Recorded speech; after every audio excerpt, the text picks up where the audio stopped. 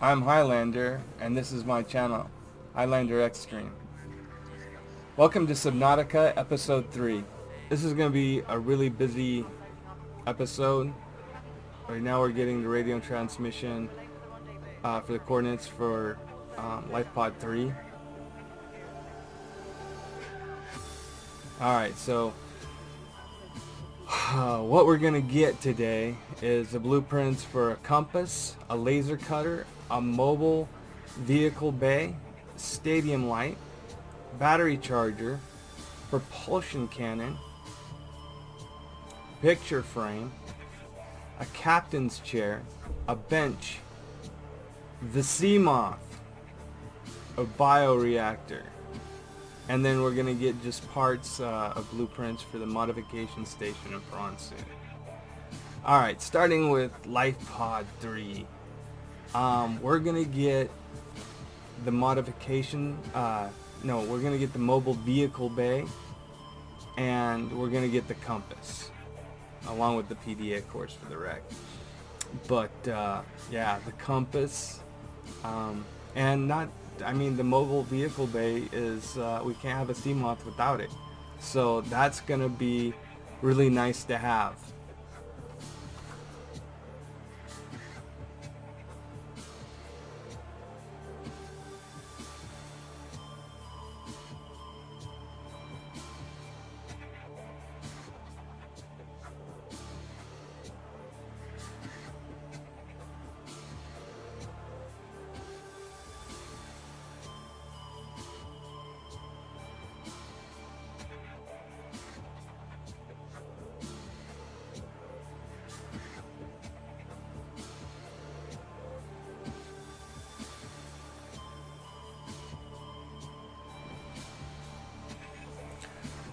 Some of the things that I like to bring before going on a major dive, a wreck dive, are 2 high capacity tanks, a beacon,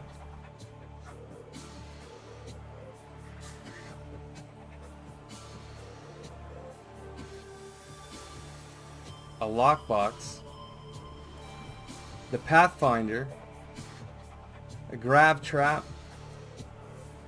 air pump, and at least 10 to 15 pipes.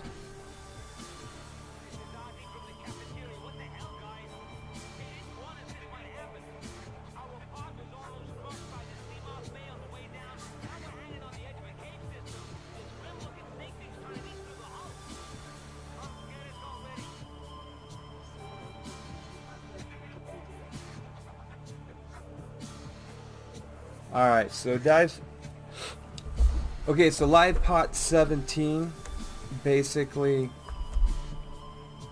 there's not a whole lot there. We're going to get pieces for the sea moth, and then the other piece that you don't see on screen is going to be a laser cutter. But it's the wreck to the west of this is going to be our major dive site. And yeah, we got the laser cutter here on the way, and if you don't get it right away, there's lots of pieces for the laser cutter around these wrecks. Alright, so the reason why the 2 air tanks is, like, when you're in the middle of a wreck and you're trying to figure out what's going on, and you're worried about your air, and you're worried about getting lost, it's so much safer just to have a tank to open your inventory and switch them out. But every time you load that tank, every time you come back to your air source, you got to make sure that they're both filled. So even if you only used 1 tank, I still get in the habit of switching them out. A lockbox is in case something, you just get too much material, you find something you didn't expect, you get some silver or whatever, and it starts adding up, and you don't want to be completely full, so you need to put that stuff, especially like if you got extra pipe or something like that. The Pathfinder tool is absolutely amazing. It not only it lights up the area and shows you the way out. Grav trap I use basically the biter fish, it doesn't catch them, but it catches other fish, and my hope was that the biter fish would, instead of biting me, that the biter fish would actually go after the other fish that are caught in my traps.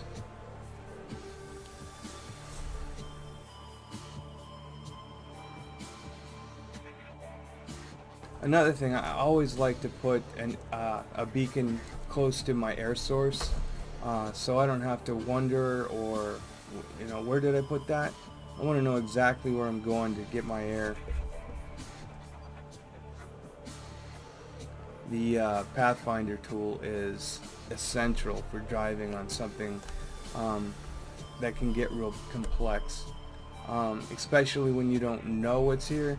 I mean, after you understand what the dive is, you've been down here for a few times, and you don't get lost because you know it. But the first time you're coming down, it gets quite intimidating.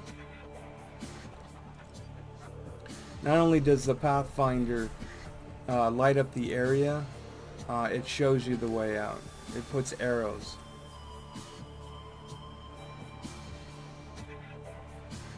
The tunnel system isn't too difficult. You come into this part, and there's only real one way to go until it opens up into the main room.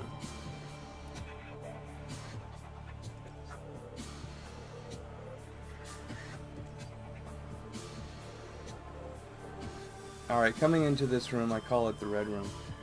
It basically has that wreckage in the middle, and it's the first room, and there's quite a few parts just laying around here. I haven't been,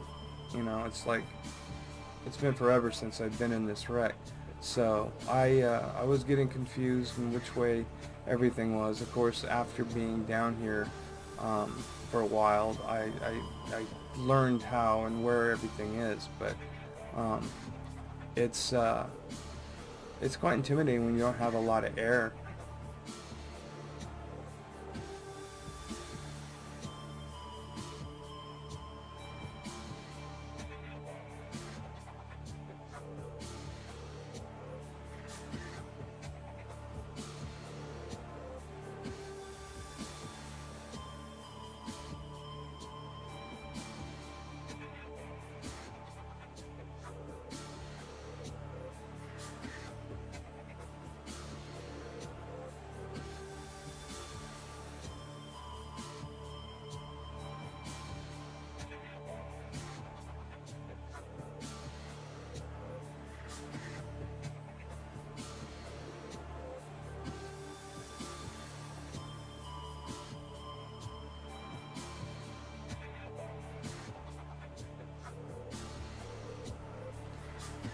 See, look at, there's another laser tool, another mobile vehicle bay, a lot of extra stuff in both rooms. But as you come into the Red Room, what happens is on the other side there's a small portal that you can go through to get to the second room. Right there is the, just right across. Usually those things give you just water, but yeah, I was getting confused on which room was the way out, so I put a couple more lights. But I didn't light up the whole room because I didn't want it to get confusing on which way to get out.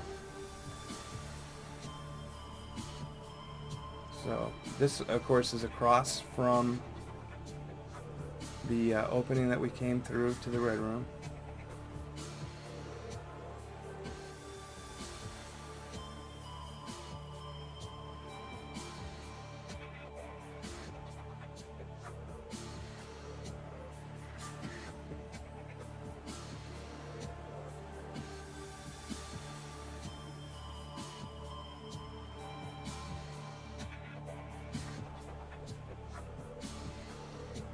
So here's a good speed run of getting back into that. Now you flip it around, go underneath the stairs.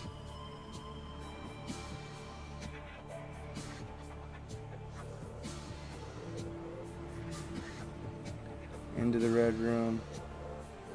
and the portal to the next room is, see, right across. That's it.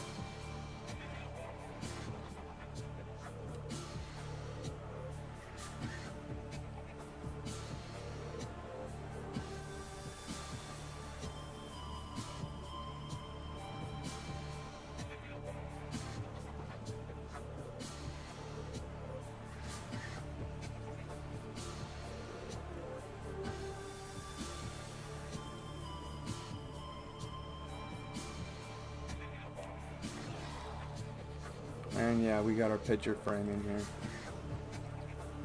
Nice.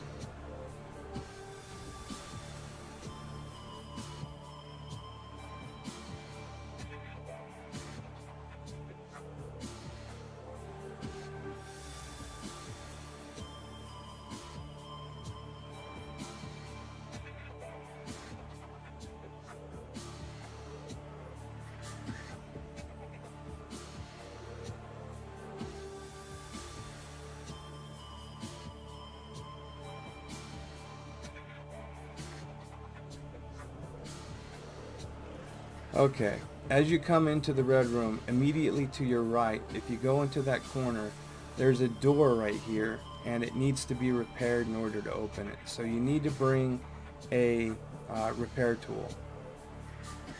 And this is the third and final room.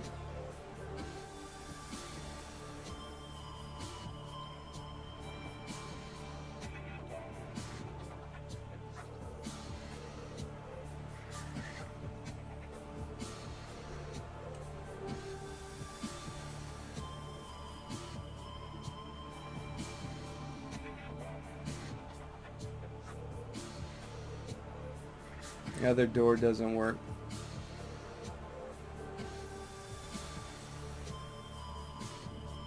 So as soon as you come into this room, that's your exit out. It's to your right, and I like to put another beacon right here so I know exactly where I came out at.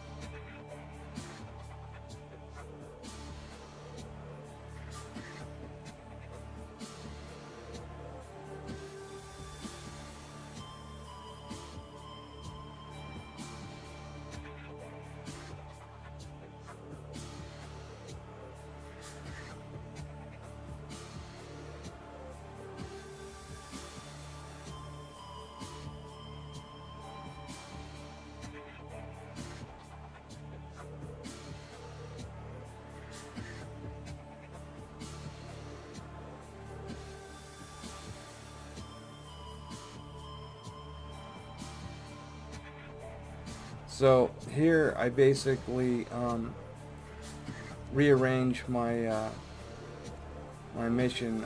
I'm done with the wreck, and now I'm going to explore the surrounding area.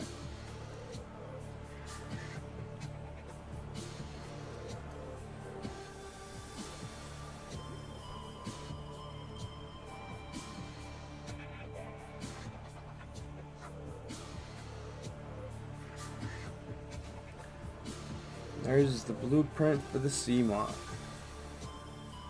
Next thing we're going to get is the bioreactor. 2 major farms.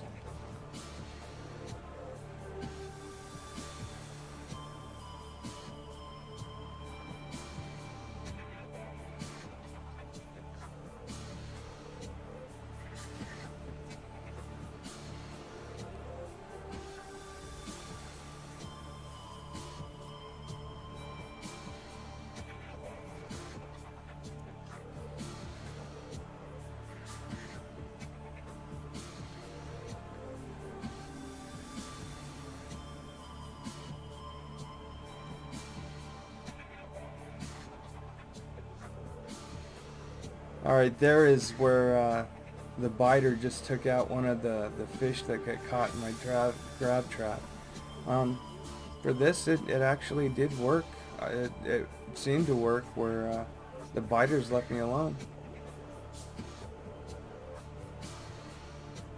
That's pretty much the end. We got a lot of stuff. I'm Hylander. This is my channel, Hylander Extreme, and thank you for watching.